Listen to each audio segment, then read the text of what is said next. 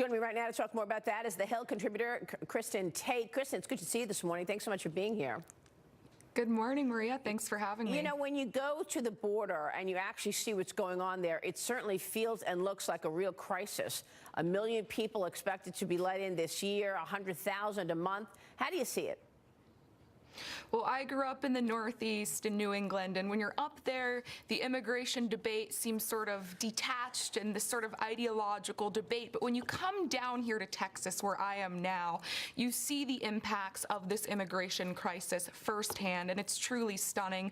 I spent a lot of time down in McAllen, which is a border city. You can just park your car on high ground and watch these large crowds of people coming across the border, and they're actually looking for Border Patrol agents instead of trying to evade law enforcement because they know they'll be taken to holding centers and potentially be allowed to stay in the country while they're waiting for their immigration court dates. Yeah, that's incredible. But now those centers, the Border Control centers are getting overrun. And they're needing to force people to stay in Mexico or go back to Mexico to wait for a court date. Do they ever come back? I mean, keeping them in Mexico is a good temporary solution. The number of family units crossing the border has increased by 338% since the last fiscal year.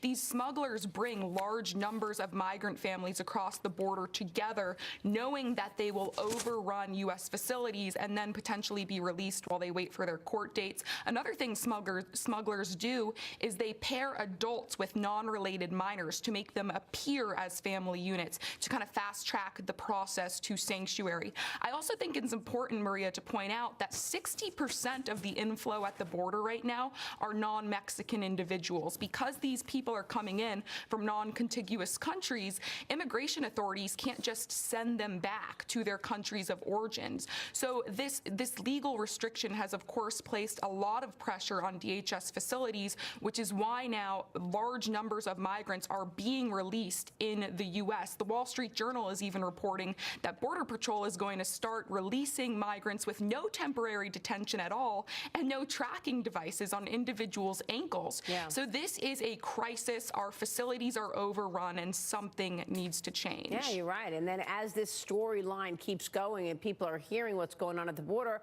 they get in a caravan and they come thinking that, okay, there are porous borders. Now's the time to break in. Kristin, we'll be watching. It's great to see you again, Kristin. Come back soon.